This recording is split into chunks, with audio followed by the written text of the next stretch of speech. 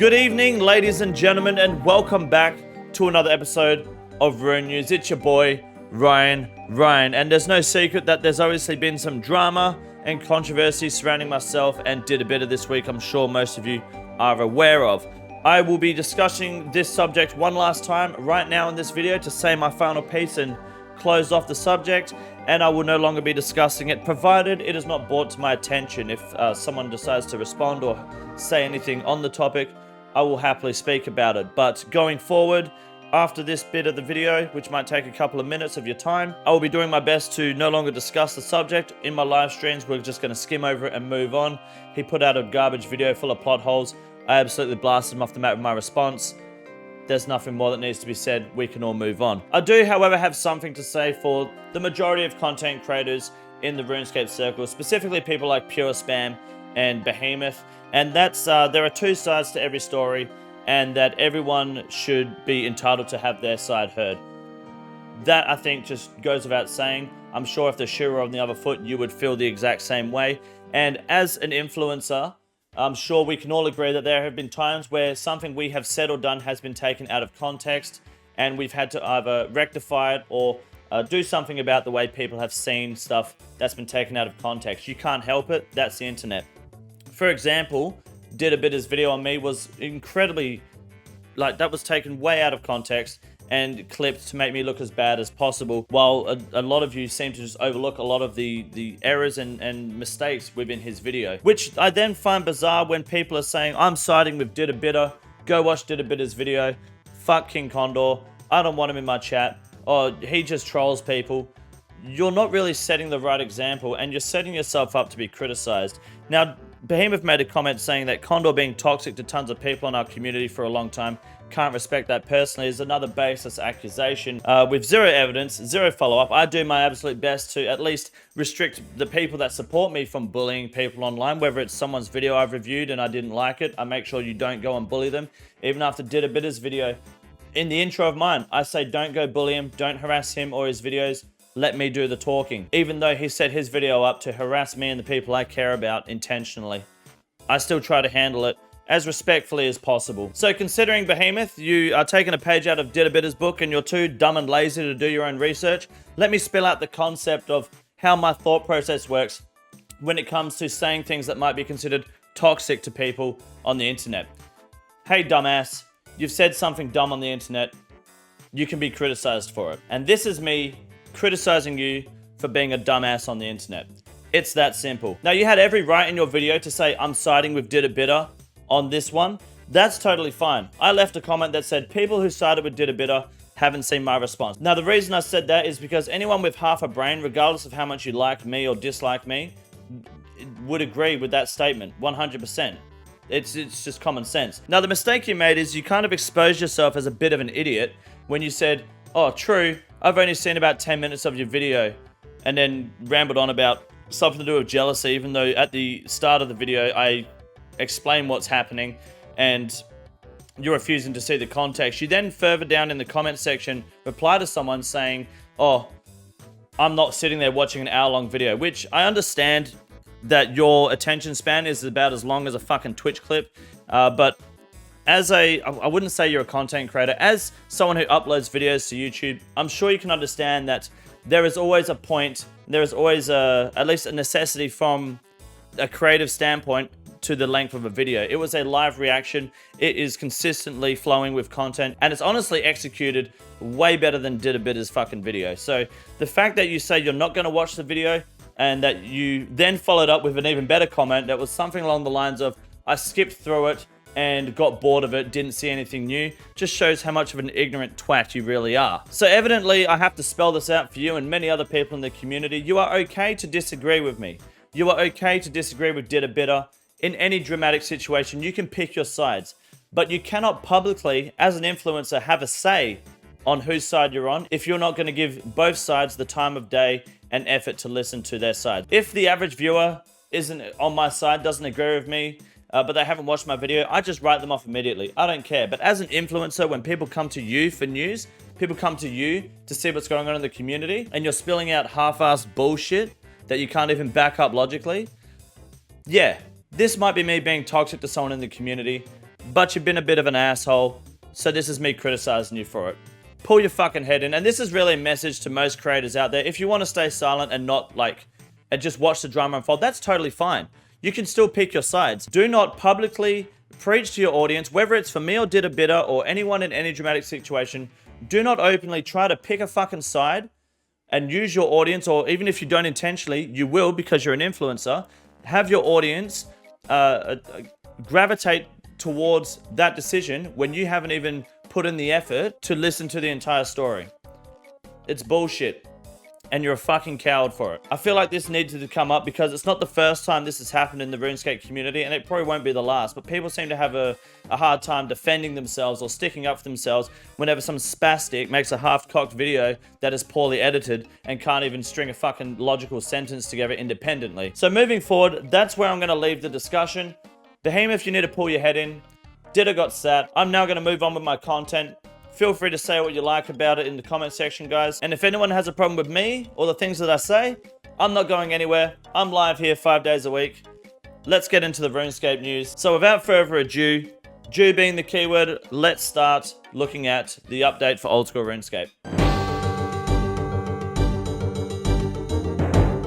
Well, guys, it looks like we got the last of Poll 78 this week for our old school update. Let's have a look at what we have. We have adjustments to the Motherlode Mine, where the respawn rate of the veins in the upper and lower levels should now respawn 33% faster than before. I think that, I'm not sure if that's going to affect XP per hour too much, maybe on super crowded worlds, but this will actually make it less tedious when people are just like not dogpiling one mine vein. So that's actually really good. Added more veins to the southern area of the mine, that's fine, and they've added a 54 agility shortcut between the bank and the southern part of the mine.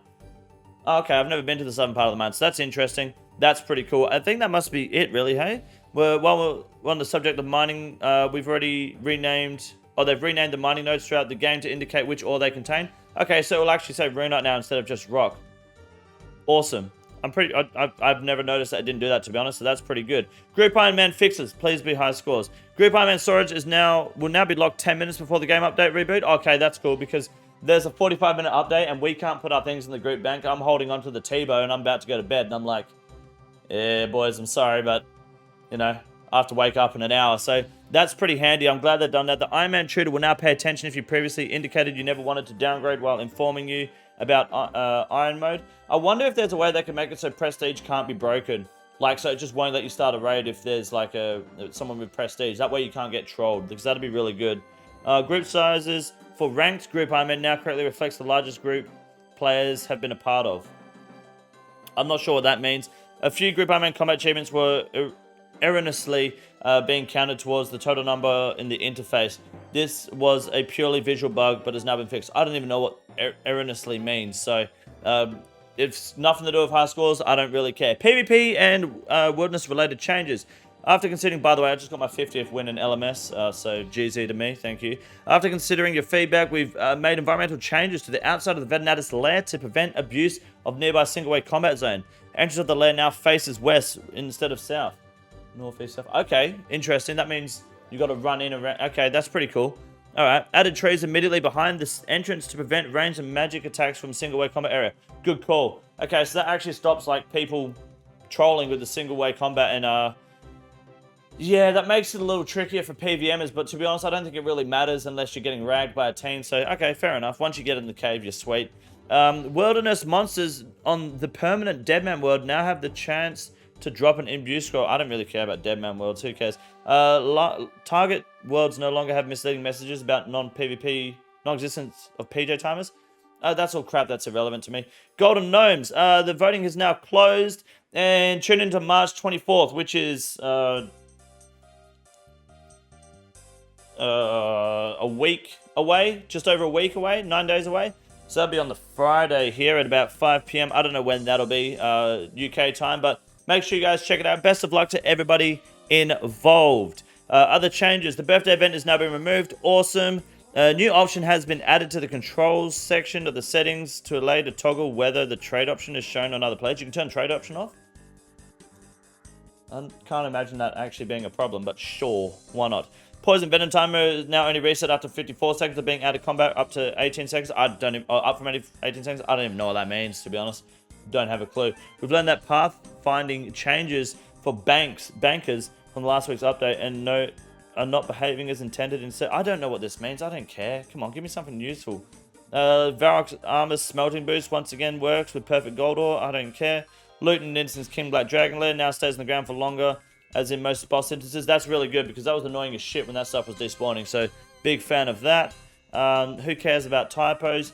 You now get a full experience of cutting teaks and mahogany trees on Etcetera. Can we get that from maples as well when I do my favor? Come on, man. The Weeks are still making fun of everyone because everyone's a dumbass. So all the idiots, please figure this out because I want to do it, but I don't have the brain to figure that out. No more LMS on Osworlds. Cringe. Looks like we're doing mass wildy bossing next Tuesday on my stream. We're doing mass Callisto. Everyone's invited. The rules are in the stream. Don't be a shit cunt.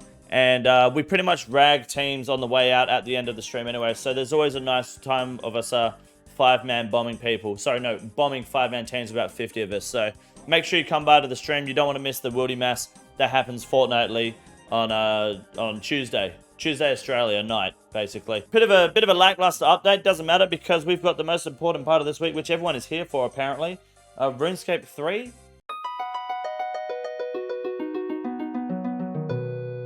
Yeah, RuneScape 3.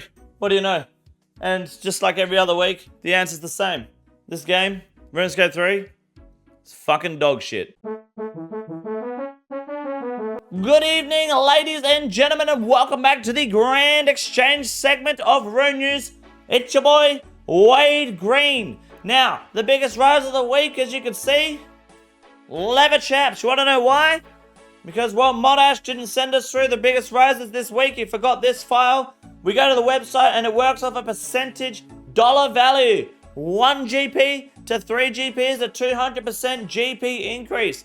Therefore, biggest rise of the week. So if you wanted to increase your stocks, you should have invested in about 1 billion chaps at 1 GP. You could have made 3 billion when you sold them all. You lost out on an easy profit. Make sure you stay tuned to keep your pockets heavy to make fucking money. You know what I'm talking about? With Wade Green next time on the Grand Exchange update. However, the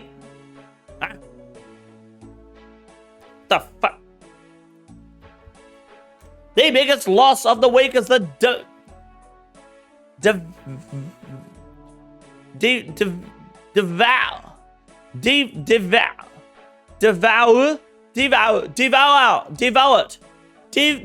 devoured boots. They look like shit. Now, one of the most traded items in the game that's been consistently high is Ancient Essence. They've actually set themselves within the top 25 since release. They were the most traded item for a week on release, and they've honestly held their position quite well. I'm not entirely sure why, because I know you've got Saturated Heart, which I believe is tradable. But then I guess it's just about the Venator Bow. I just didn't think many people were using them, unless I'm missing something. I know you've got potions. Actually, it's not too bad for Herblore XP. It might be a really good Herblore trainer. Maybe that's the case. Who knows? Maybe if someone knows the answer down below why it's traded so much, I'm going to put my money on Herblore XP. It must be really good XP per hour because you just have to stack and there's 27 pots at a time. But let me know down below if you guys have a theory that might be better than that. I don't think the Venator Bow is that popular to keep it like traded this heavily. Now finally, today is a controversial day, of course, because we got the mole slippers down at 152k. Now, you might look at this as a bad thing, but we're actually in cahoots with JMods themselves, okay? Now, the reason these are low, the reason they put the Jad slippers on, everyone's like, oh, Jad slippers new best in slot, even though they've got dumbass orange socks and look like shit. No. But the idiots are panic selling, which means now is the time to panic buy. And JMods are in on this as well. We've got the whole thing planned out. It's mapped out, so these will hit 1 mil by the end of this year. Mark my fucking words or unsubscribe. So, ladies and gentlemen, while mole slippers are dirt cheap, buy them today, 4 at a time. Buy 4 mole slippers. They will then go up in value, and you tell your friends, hey, buy the mole slippers. They're dirt cheap, 163k instead of 152. They don't know that though. They buy them. Your mole slippers go up in value. Everybody wins. So grab a friend. Grab 2 friends, grab them to grab 2 friends by the dicks and go skiing, boys, because we're buying mole slippers today. Don't be a shit cunt. My name is Wade Green, and I approve this message. I might be a dickhead, but I got nothing else to say. Fuck off.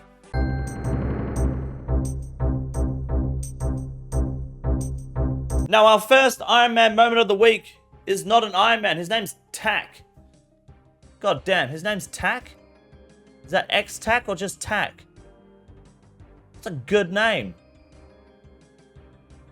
How'd you get a name? Anyway, he got mole slippers on 1KC. Good shit. How'd you get the name Tack? What a champion. Good stuff. 1KC, that's my boy. Next up, Marianne, the hairy man, has died on her hardcore Iron Man. I'm assuming she had 10 HP. She obviously went to log out. She was running to Varrock, I believe, from the Frogs Enclave, and chose to run through the Mammoths rather than running out the south exit. So she chose to go out the east exit, which is a longer path to Varrock, through the Mammoths, and died, rather than going south, where there is no danger. Good stuff. You got it, girl. And then finally, some dickhead got a Smolcano. It's actually a pretty badass pet. Who is it? What's their name? I can't see. I can't fucking see. I'm in the fucking way. The name is Jolva Wug. I ain't reading that name, but it's something to do with the Monkey King on Monkey Madness 2 or Monkey Apatol. His name, but starts with a J. Anyway, badass pet. Was it like 79 kill count, which is not too bad. That's going to wrap up the news for this week. Thank you very much for watching, and I appreciate your patience for the start of the video where I went through basically what was going down with the Did a Bit of drama, but that's going to be the end of it for now, for the time being at least. Hopefully forever, but we'll see if anyone tries to arc up. I just got to, you know, put the gloves back on and lay out the smackdown, but otherwise, same time, same place. See you on the live stream tomorrow. Don't be a shit cunt. Look after yourself, and fuck off. This is the easiest room in the raid. It's quite simple. You got a big boy. Look at him. God damn. Fuck me. Look at that boy.